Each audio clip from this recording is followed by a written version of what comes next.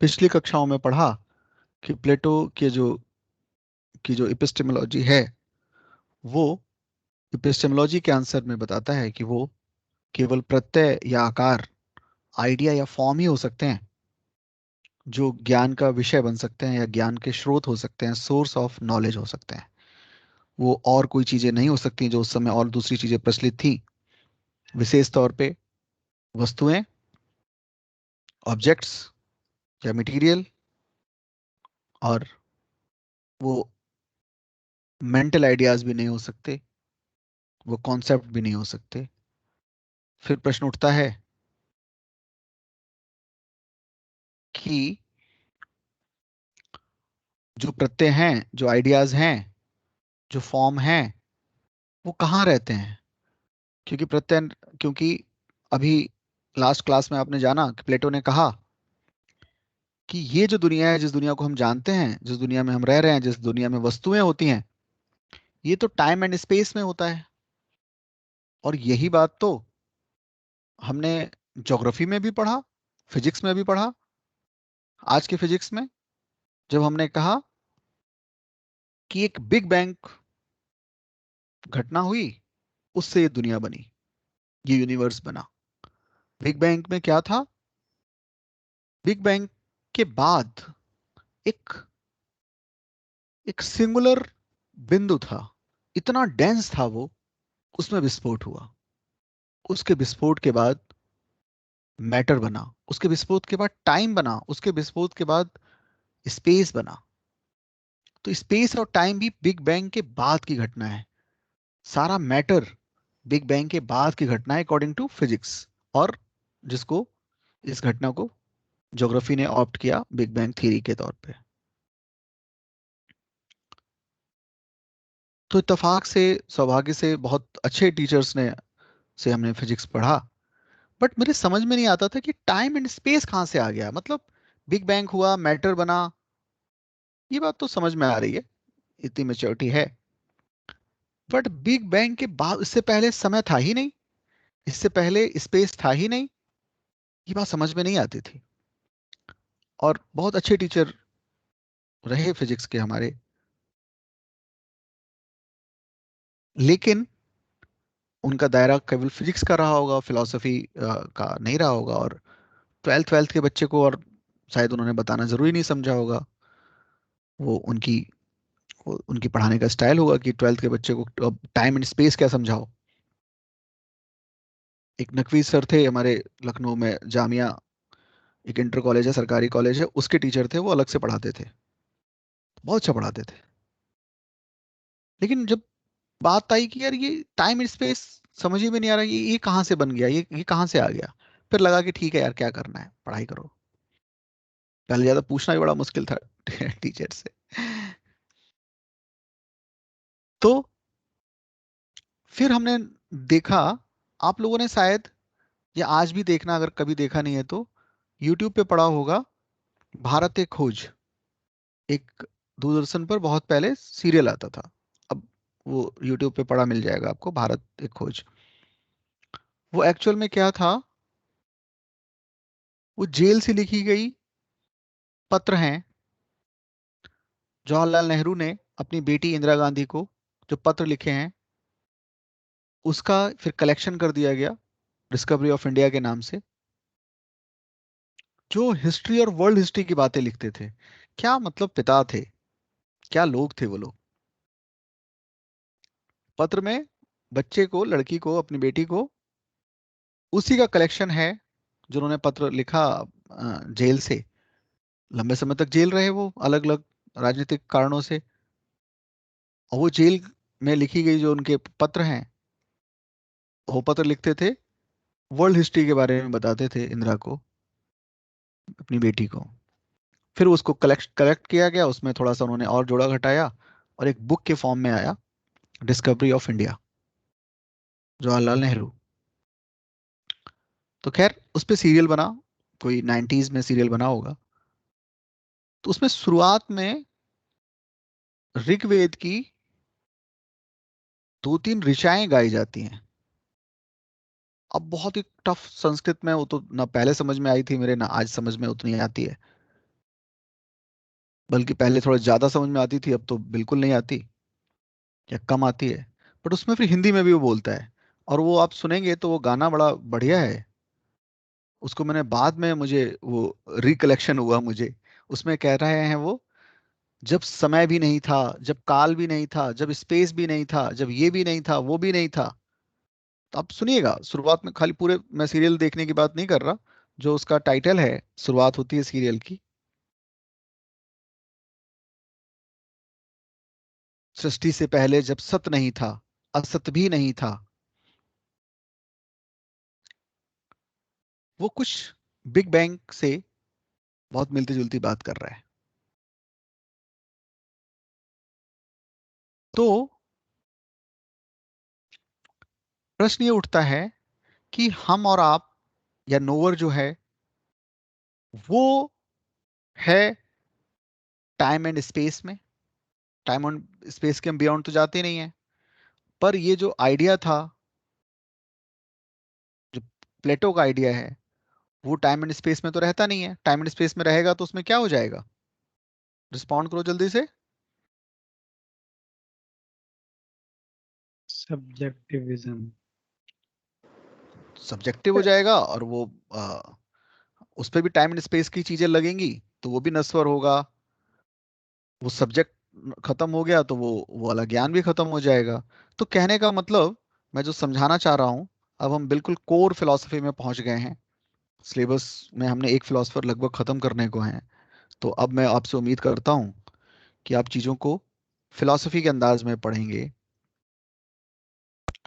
Realm of idea, इसने कहा कि एक प्रत्ययों की दुनिया है। पर प्रॉब्लम क्या है जिसका सलूशन देना होगा इनको? प्रॉब्लम है कि, जो लास्ट क्लास में मैंने छोड़ा था आपको, कि जो नोवर है, जानने वाला है, ज्ञाता है, जो नोवर है, वो जिस दुनिया में है, वो तो realm of time and space है। स्पेस एंड टाइम है, हम यानी कि।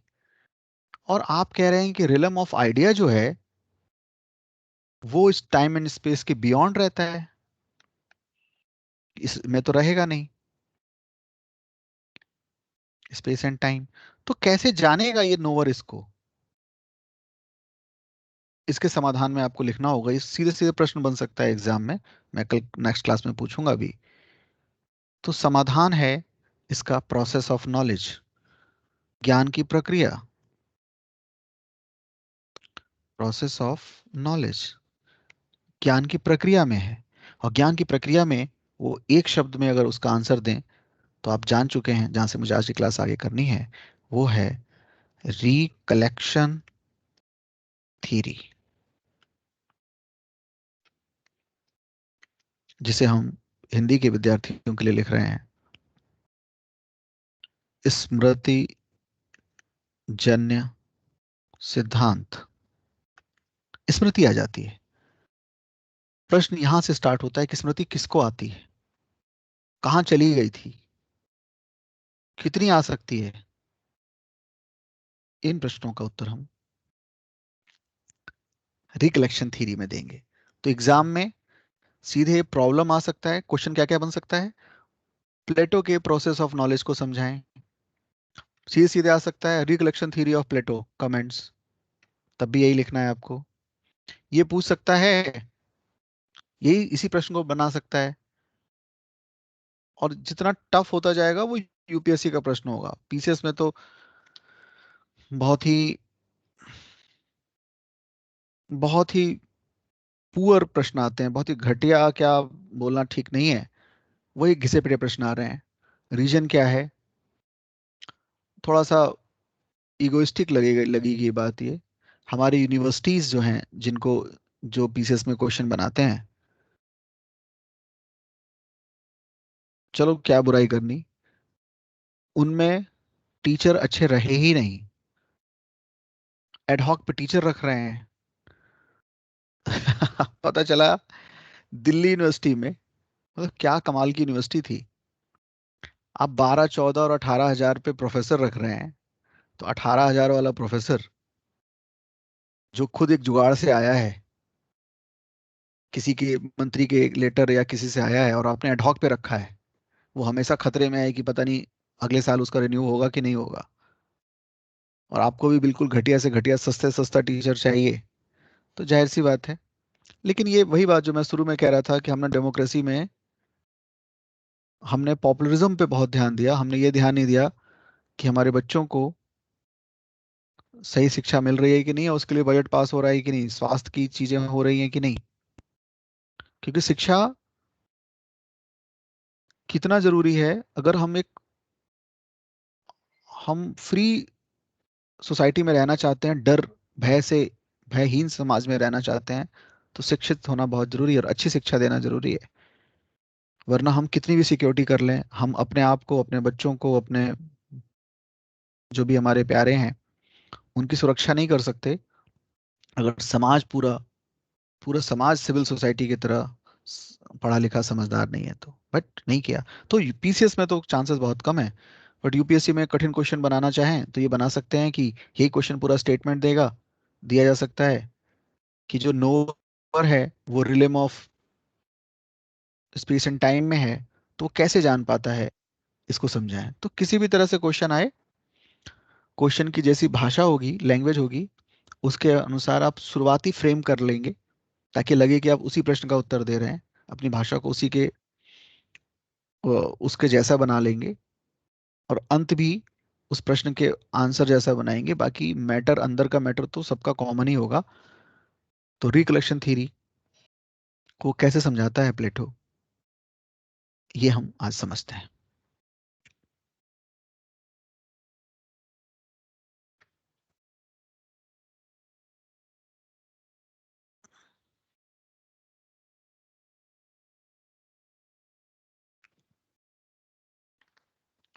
देखो, मैं अभी बता भी रहा था आप लोगों के शुरुआती आंसर में, प्लेटो के सही प्लेटो कह रहा है कि ह्यूमन के पास दो फैकल्टी हैं। मनुष्य मनुष्य में दो प्रकार की संकाय हैं। संकाय मतलब जैसे कहते हैं ना, फैकल्टी ऑफ हिस्ट्री, ये वाली यूनिवर्सिटी में देखते हैं कि साइंस फैकल्टी, आर्ट्स फैकल्टी। ऐसे ही दो तरह की, दो संकायें या फैकल्टी हैं। ब्लैक कर ले रहे हैं। दो फैकल्टी से मनुष्य बना होता है, या दो फैकल्टी होती हैं। एक फैकल्टी है उसकी बॉडी, शरीर। एक फैकल्टी है शरीर उसका, बॉडी। दूसरी है, अकॉर्डिंग टू प्लेटो, उसका सोल, यानी कि चेतना। हमारे अंदर चेतना है, और हम शरीर हैं, और दूसरी फैकल्टी है चेतना, कॉन्सियसनेस। इसको कलेक्टिवली हम सोल बोल दे रहे हैं। कॉन्सियसनेस और मैटर, जो जो शरीर है एक तरह से मैटर है, प्लस कॉन्सियसनेस, दो फैकल्टी से हम बने हैं। तो मनुष्य, दो फैकल्टी हो गई, बॉडी और हमारा चेतना, सोल। मैंने बताया था वेस्टर्न फिलोसफी में कोई डिफरेंस नहीं है, सोल में, माइंड में कोई डिफरेंस नहीं है। जो बॉडी है, ह्यूमन बॉडी है, वो बनी है, वो जानते हैं हम अपनी बॉडी को through our sense organs. Sense organs हैं, वही बॉडी है। सेंस ऑर्गन्स को ही बॉडी कह रहे हैं।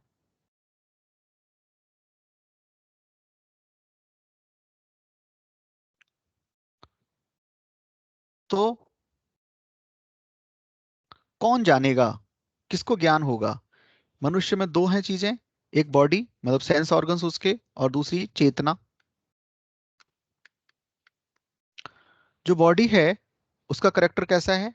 वही, बॉडी के थ्रू हमें सेंसेशन होता है। से- ये जो है एक्सपीरियंस करता है, और ये जो बॉडी है इसके अंदर इन सब वजहों से लिमिट है। क्या लिमिट है? ये देश काल के परे के प्रत्ययों को नहीं जान सकता। सेंसेशन हमें यहीं के चीजों का होता है, यहीं के जो ऑब्जेक्ट्स हैं उनका होता है। जो ऑब्जेक्ट्स के बियॉन्ड चीजें हैं, वस्तुएं नहीं हैं, उनका हमें सेंसेशन नहीं होता। तो प्रत्ययों के बारे में तो हमने देखा था, प्लेटो क्या कह रहा है? बियॉन्ड टाइम एंड स्पेस है। तो बियॉन्ड टाइम एंड स्पेस हमारी बॉडी नहीं जान सकती, क्योंकि वो प्रत्यय या आइडिया देश काल से परे हैं, बियॉन्ड टाइम एंड स्पेस हैं, और बॉडी हमारी केवल और केवल जानती है टाइम एंड स्पेस की चीजों को। तो बॉडी, शरीर नहीं जान सकता। शरीर से, शरीर को वो वाला ज्ञान नहीं हो सकता, शरीर को वो अनुस्मरण नहीं हो सकता। क्या इतनी बात समझ में आई सबके? आई रही होगी, तो पुरानी बातों का एक्सटेंशन है। बताइए।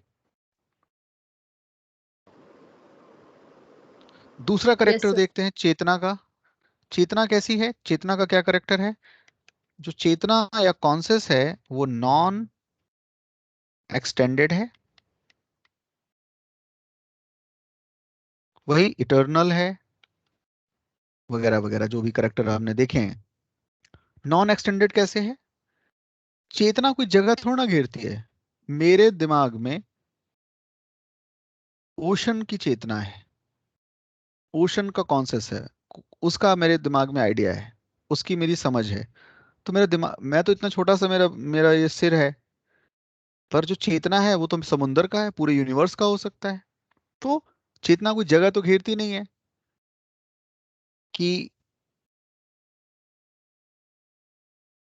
भर जाएगी वो, है ना। लोग कहते हैं कि बहुत सारे ज्ञान से दिमाग भर गया है दिमाग वाग नहीं भरा है, क्योंकि चेतना तो कोई जगह घेर नहीं रही है। वो इटर्नल होती है, वो इनम्यूटेबल है। ये सारे करेक्टर वो हैं जो आइडिया के लिए जरूरी है। चेतना में वही सारे करेक्टर हैं। मैं इसको डिटेल में नहीं कह रहा, क्योंकि आपको पता है, ये मैं पुरानी क्लास में बात कर चुका हूँ। बॉडी में मटेरियल वर्ल्ड के करेक्टर हैं, और हमारी चेतना में, कॉन्शियस में, सोल में, माइंड में वो सारे करेक्टर हैं जो आइडिया के बारे में प्लेटो बता चुका है, लास्ट क्लासेस में हमने देखा। शरीर में विस्तार है, विस्तार है तो कुछ चीजों तक ही तो हम पहुंचेंगे, एक्सटेंशन है। शरीर हमेशा देशकालिक है, यानी कि स्पेस और टाइम के अंदर में है। तो देश और काल के अंदर रहने वाला शरीर देश काल के बाहर के प्रत्ययों को कभी जान नहीं सकता। Why? Because body cannot give us knowledge of transcendental ideas. Transcend जाने की सेंस ऑर्गन्स के पास कोई क्षमता ही नहीं है। जबकि आइडिया के बारे में जो हमने जो भी जाना था लास्ट क्लास में, वो ट्रांसडेंटल है। तो एक फॉर्मूला है बहुत पुराना, जिस फॉर्मूले को यूज कर रहा है प्लेटो, और क्या कह रहा है वो कह रहा है, वो कह रहा है लाइक नोज लाइक। जो समान है वो समानों को जानता है, जो जैसा है वैसे को जान रहा होता है। कहते हैं ना हम मजाक में, खग जाने खग की भाषा। तो बॉडी जान नहीं सकती, क्योंकि वो तो ऐसी है ही नहीं। प्रत्ययों के समान, आइडिया के समान, फॉर्म के समान कौन है बॉडी और सोल में? बताओ, इस फॉर्मूले पे कौन फिट सर होगा? So soul. तो वो कह रहा है कि सोल जो है, सोल, सोल क्या है? या कॉन्शियस भी कह सकते हैं, या माइंड भी कह सकते हैं। मैंने कहा ना, वेस्टर्न फिलॉसफी में ये कॉमन बात है। सोल, अगेन सोल के बारे में जानते हैं। सोल है पार्टलेस, जिसको हिंदी में क्या बोलते हैं? निरवयव। निरावयव, मतलब जिसके टुकड़े ना किए जा सकें। और सोल के बारे में क्या है? वो इटर्नल है। भगवत गीता में भी इसी तरह की बात कही गई है आत्मा के बारे में। वही बात कह रहा है प्लेटो भी। इसका मतलब उस समय आत्मा की धारणा कम से कम प्लेटो में तो दिखाई देती है, और वही आत्मा जो भारत में है। और क्या है? नॉन एक्सटेंडेड है। नॉन एक्सटेंडेड, क्या विस्तार देखा है किसी ने आत्मा का? कितनी बड़ी है, छोटी है, लंबी है, चौड़ी है, इस तरह की कोई बात तो नहीं होती है। तो नॉन एक्सटेंडेड है, विस्तार रहित है। समझ रहे हैं ना सब लोग? विस्तार रहित। इटर्नल की हिंदी क्या बताई थी मैंने? नित्य। सोल का ये करेक्टर है। मैं एक बार दोबारा से, ऐसा तो आपको याद है, बट फिर भी मैं एक बार दोबारा याद दिला दे रहा हूँ। क्या करेक्टर है? मैं पेन चेंज करता हूँ। क्या करेक्टर है आइडिया का?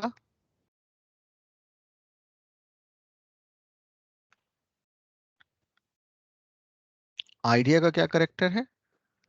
यही तो करेक्टर है। आइडिया भी कैसी है, या फॉर्म कैसा है? पार्टलेस।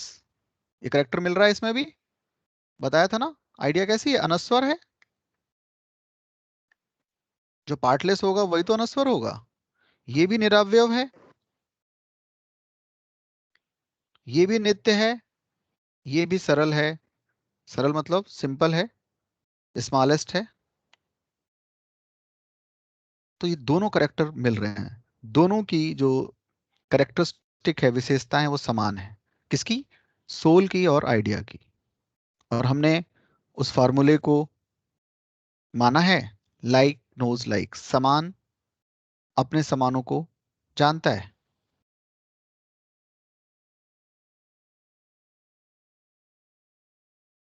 बात समझ में आ रही है? तो कौन जानेगा, किसको याद आएगा? सोल को याद आएगा। क्यों सोल को याद आएगा? आइडिया और सोल के जो करेक्टरिस्टिक हैं वो कॉमन है। इस बेस पर प्लेटो ने कहा कि जो आत्मा है वो प्रत्यय लोक की निवासी है। आत्मा उसी रिलेम ऑफ आइडिया में रहती है। तो उसका जो मूल निवास है, एक्चुअल डोमिसाइल है, उसके पास जो डोमिसाइल सर्टिफिकेट है, वो रिलेम ऑफ आइडियाज का है, प्रत्ययों के जगत का है। तो आइडियाज और सोल एक ही रिलिम में, एक ही जगत में रहते हैं। आत्मा को प्रत्ययों के जगत में रहने के कारण प्रत्ययों का सारा ज्ञान होता है। जितने भी तरह के प्रत्यय हैं, जितने भी तरह के आइडियाज हैं, उन सब से वो परिचित होती है, क्योंकि एक ही जगह के तो हैं, एक एक करेक्टर है। इस हिसाब से वो कहता है कि किसको, इसका आंसर मिल गया कि किसको ज्ञान होगा, तो सोल को ज्ञान होता है सारा, और इन्नेट होता है, जन्मजात होता है। तो फिर हम भूल क्यों जाते हैं? मैथ्स हम पढ़ते हैं, सीखते हैं, सीखना पड़ता है, कैसे जान जाते हैं? इसी बेस पे देखेंगे क्रिश्चियनिटी में एक खास विचार आएगा, जो कहेगा, और वो इस्लाम में भी आया, कि पशुओं में सोल और माइंड एक ही मान रहे हैं वो लोग। सोल नहीं होता, माइंड नहीं होता। क्योंकि अगर होता, और ये रैशनलिज्म की सामान्य कॉमन विचारधारा है, हम भाषा सिखाएं किसी को, किसी मनुष्य को, वो सीख जाता है। क्यों सीख जाता है? सारा ज्ञान तो आइडिया में था ही, सोल में था ही। उसको सिखाएंगे, बार बार दिखाएंगे, आ जाएगा। बट मैं एक भैंस को भाषा सिखाना चाहूँ, कितनी मेहनत कर दूं, मैं कितना भी अच्छा टीचर हूं। मैं पैथागोरस का पूरी थ्योरम थ्योरम सिखाना चाहूं एक भैंस को, 5 साल तक सिखाता रहूं, वहीं जिसको कुछ नहीं पता एक इंसान को, उसको मैं सिखाऊं,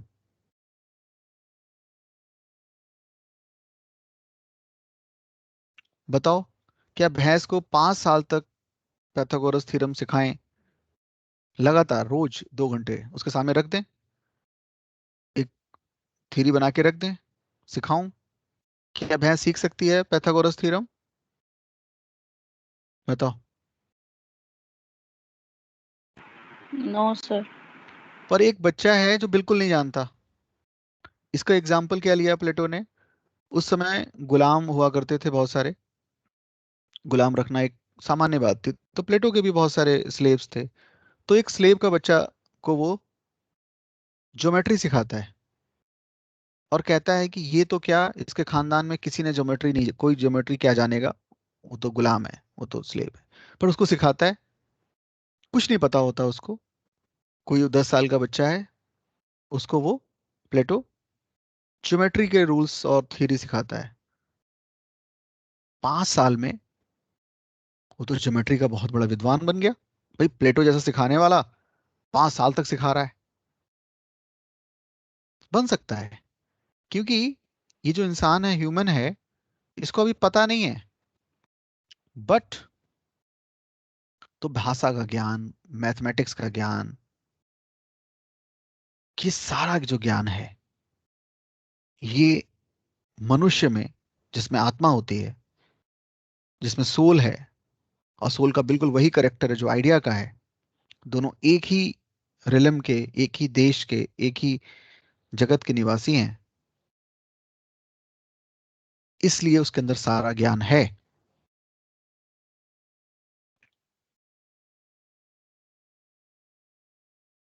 तो भूल कैसे जाता है, इसके पीछे बात समझे।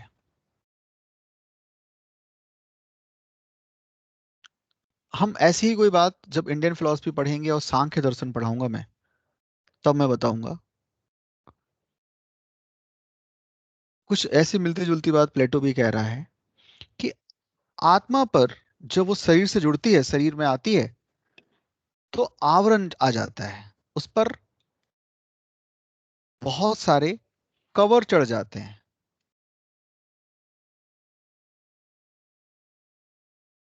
और उन आवरणों से वो विस्मृत हो जाता है, भूल जाता है।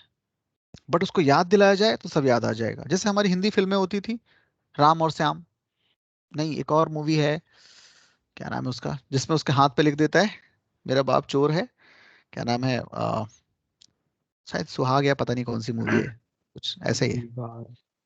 दीवार, दीवार, यस।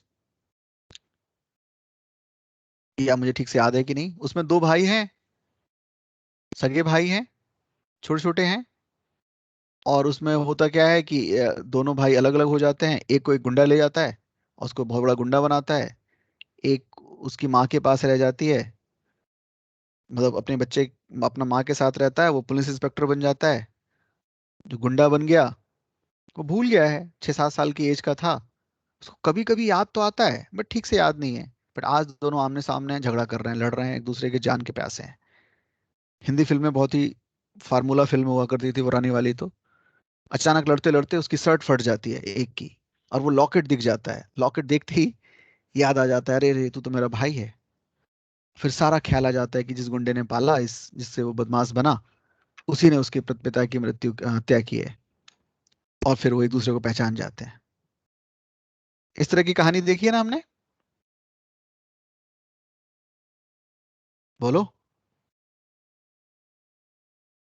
तो दीवार फिल्म देखा सर ऐसा। यस अब सर, जो भी फिल्म है, बहुत सारी। पर इस तरह की कहानी हम जानते हैं, ये फार्मूला फिल्म है मोहन देसाई की। लास्ट में या तो मेले में खो जाएंगे, या कुछ कुछ भी हो जाएगा, और फिर कोई चीज देख के याद आ जाएगी, कुछ देख के याद आ जाना, लॉकेट देख के या कोई निशान देख के, अरे तेरे पे भी ये निशान है, मेरे पे भी ये निशान है। फार्मूला मूवी थी, उन दिनों खूब चली। 2 ही 3 तो विषय ही होते थे हमारे पास, तो 2 ही विषयों पर या 3 विषय पर सारी फिल्में बनी 20 साल तक। तो उसमें एक विषय था, सेम ऐसा ही है, एग्जैक्टली वैसा ही है हमारे सोल के लिए भी, कि उसे उन पर्टिकुलर चीजों को देखकर याद आ जाता है। तो मुझे कुछ याद है और मैं आपको पढ़ा रहा हूं, तो वो आता आपको भी है अकॉर्डिंग टू प्लेटो, बस आप भूले हुए हैं। पर मैं जैसे ही उन चीजों को सामने लेकर आऊंगा आपको याद आने लगेगी, अकॉर्डिंग टू प्लेटो। तो एक्चुअल में जो आइडिया ऑफ या रिल्म्स ऑफ आइडिया है, रिल्म ऑफ आइडिया है या आइडियाज हैं, वो उसके पास सब तरह के आइडिया हैं। उसके पास आइडिया ऑफ ऑनेस्ट है, जो किसी वस्तु में तो नहीं दिखाई देता वस्तु की तरफ पे। ह्यूमननेस है, ट्राइंगल का आइडिया है, डेमोक्रेसी का आइडिया है, तमाम आइडियाज हैं। ये आइडियाज पहले से ही हैं। क्यों हैं मैंने बता दिया कि आइडियाज का जो जगत है रिलम है, और सोल का जो है वो कॉमन है। बट जो सिद्धांत है जो तुमने उस समय अभी पूछा हिमानी, आत्मा का जन्म होता है और मृत्यु होती है, सॉरी, शरीर का जन्म होता है और मृत्यु होती है। जन्म होने पर शरीर के आत्मा आती है, मृत्यु के बाद चली जाती है। यहां से जो भारत में आत्मा के विषय में एक सिद्धांत है, वो सिद्धांत है आवागमन का सिद्धांत। इससे मिलता जुलता है, यही सिद्धांत है ही। आवा मतलब आना, हम लोग भोजपुरी और अवधी में, अवध की जो भाषा है, आवा बोलते हैं। फलाना आवा का मतलब आया, गमन मनक गया। तो आवागमन आना और जाना मतलब बर्थ और फिर डेथ। जन्म के समय जब यही आत्मा हमारे शरीर में आती है तो अपने साथ प्रत्यय लोक के आइडिया के सारा ज्ञान लेकर आती है।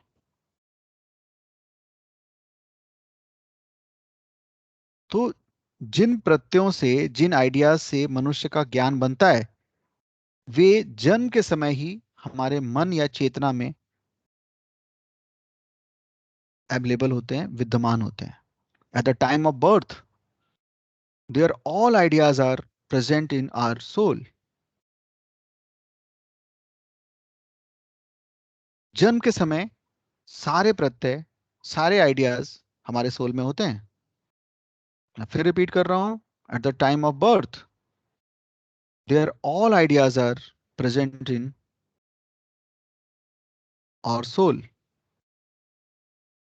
इस तरह का आइडिया बाद में कहा गया है कि इन्नेट आइडिया है। ये सब बातें हम पहले पढ़ चुके हैं, इससे मिलती जुलती बातें।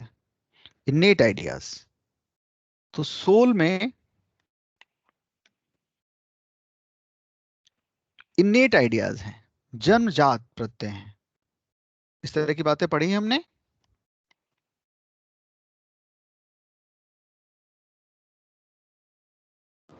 Yes sir. हमने पढ़ा था कि एक क्लास है जो मानता है कि इन्नेट आइडियाज होते हैं, और एक क्लास था जिसने कहा कि हमारा मन, हमारी चेतना टेबुला रासा होती है, यानी कि ब्लैंक स्लेट होती है। ब्लैंक स्लेट होती है। इस वाली थ्योरी को मानने वालों को मैं क्या लिखूं? ये कौन सा क्लास है? Rationalist.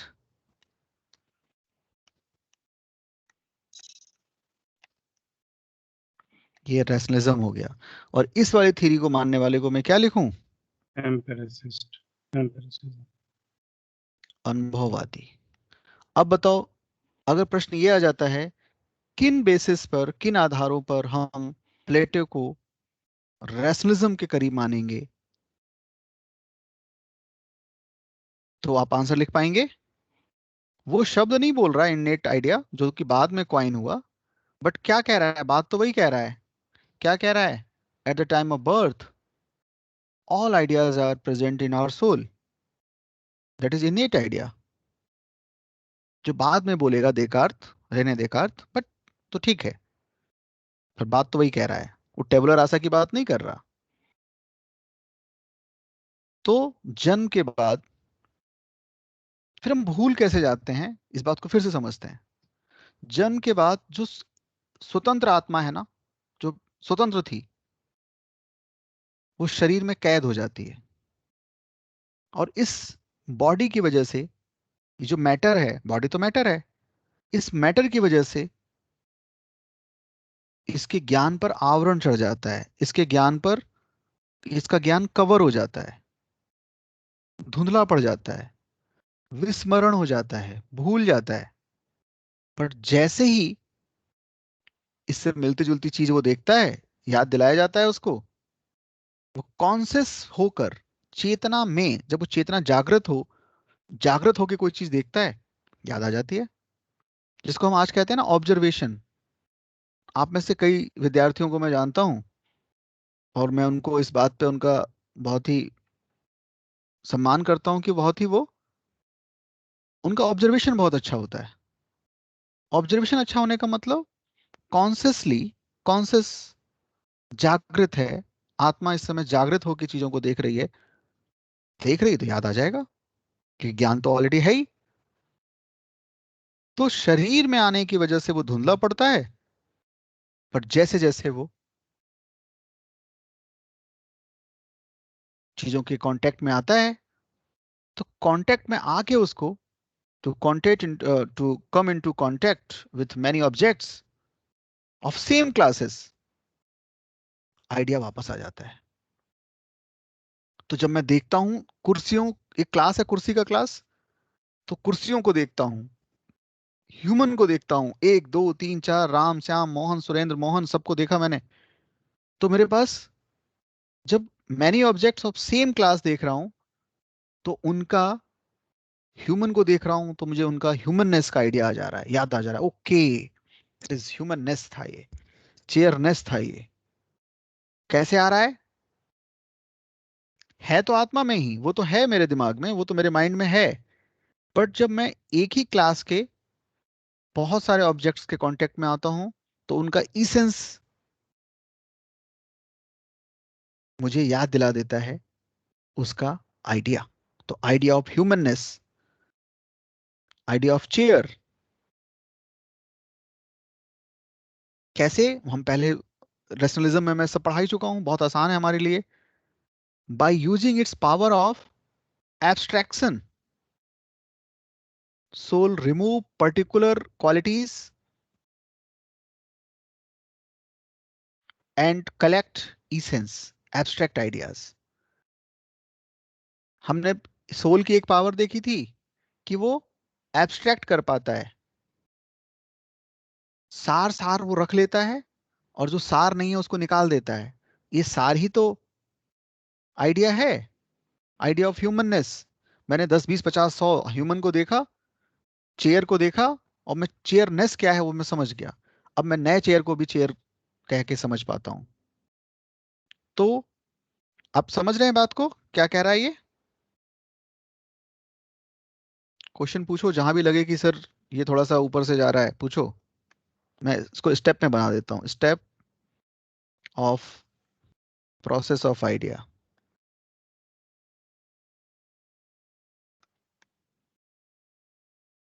Steps of process of idea. पहले हम क्या करते हैं, हम, मैं 3 या 4 प्रोसेस में बता देता हूँ, 4 प्रोसेस में आप ऐसे ही लिख सकते हैं, process of, steps of process of idea. पहला प्रोसेस, पहला प्रोसेस क्या है, वही, to come into contact with many objects, many objects of same class. पहले तो मैं इसमें आया, एक ही क्लास के बहुत सारे ऑब्जेक्ट्स को देख के, मैंने बहुत सारे चेयर देखा। चेयर क्या है, एक क्लास है, उसके बहुत सारे ऑब्जेक्ट्स को देखे, पहला स्टेप। दूसरा मैंने क्या किया, मेरा माइंड क्या यूज करेगा, बाई यूजिंग, आप इसको अगर प्रोसेस आता है तो आप सीधे ये लिख सकते हैं जो मैं आपको लिखवा रहा हूं, इट्स पावर ऑफ, क्या करता है माइंड बताओ,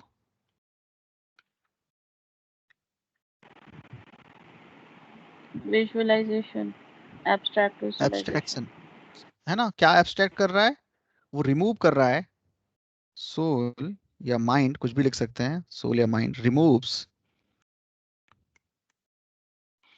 पर्टिकुलरिटी,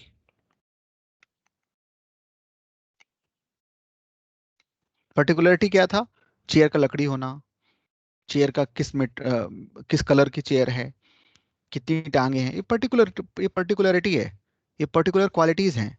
आप पर्टिकुलरिटी लिखिए या लिख सकते हैं पर्टिकुलर क्वालिटीज, एंड एंड अगर पूरा ही आंसर लिख दें तो फिर लिख ही देते हैं पूरा, एंड हाँ, एंड डिसर्न, डिसर्न मतलब अलग करना, अलग करती है इसेंस, इसेंस को अलग कर लिया, फिर क्या किया उसने, एक स्टेप बढ़ा देते हैं और स्टेप बाय स्टेप ही समझ लेते हैं। और क्या करती है हमारा सोल या माइंड, क्या करता है, कंपैरिजन करता है,